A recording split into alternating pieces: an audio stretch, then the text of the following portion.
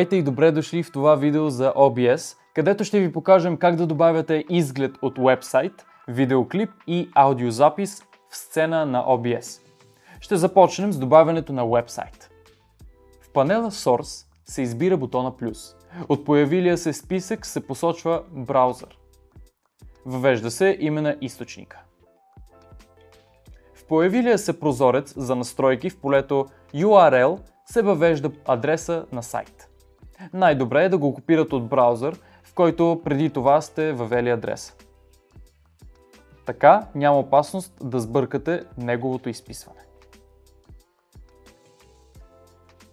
В полетата Width и Height се въвеждат стойности за широчината и височината на екрана, който ще се появи. За да се управлява звукът от OBS, е необходимо да се постави отметка пред полето Control Audio via OBS. Направените настройки се потвърждават с OK.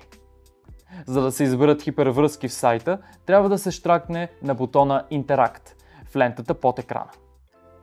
Сайтът се зарежда в отделен прозорец, където можете с мишката да извършвате действия. Можете да разширите прозореца, като влачите долния десен ъгъл. Често ще се наложи да използвате готови видеоклипове във вашите продукции с OBS. Програмата поддържа повечето видеоформати, които се използват. Нека видим сега как става вмъкването на видеоклиповете. В панела Source се избира бутона плюс, а след това Media Source. Въвежда се име на източника. В появилия се прозорец за настройки в полето Local File се избира бутона Browse. Избира се видеоклипът от компютъра. С бутона OK се затваря прозореца с настройки. Файлът автоматично се изпълнява в екрана.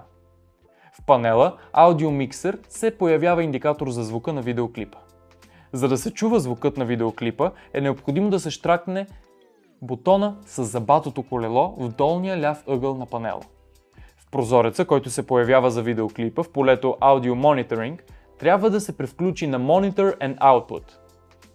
С помощта на плъзгача в лентата под екрана може да се превърте клипа до определеното място. За да се изпълни отново видеоклипа е необходимо да се избере бутона с завъртяната стрелка, който се появява на мястото на бутона за пауза. Видеоклипът може да се изпълнява и без звука към него. За целта е необходимо да се щракне върху иконката за звук на клипа в панела Audio Mixer. Музикалната подложка е важен компонент в създаването на впечатляващи видеопродукции. В OBS тя се използва като вмъкнат звуков файл. Ето как става това. В панела Source се избира бутона плюс, а след това Media Source. Въвежда се име на източника. В появилия се прозорец за настройки в полето Local File се избира бутона Browse. Избира се звуковия файл от компютъра. В панела Audio Mixer се появява индикатор за звука на файл.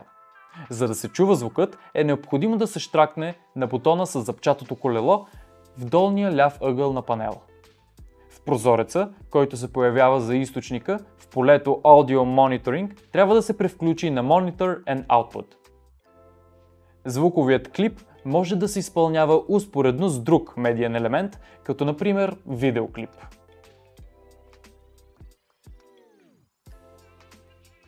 Това беше всичко, което искахме да ви покажем за добавянето на уебсайт, видео и аудиоклип в сцена на OBS. Надявам се, че това видео ви е било полезно. Благодаря ви за това гледане и до нови срещи!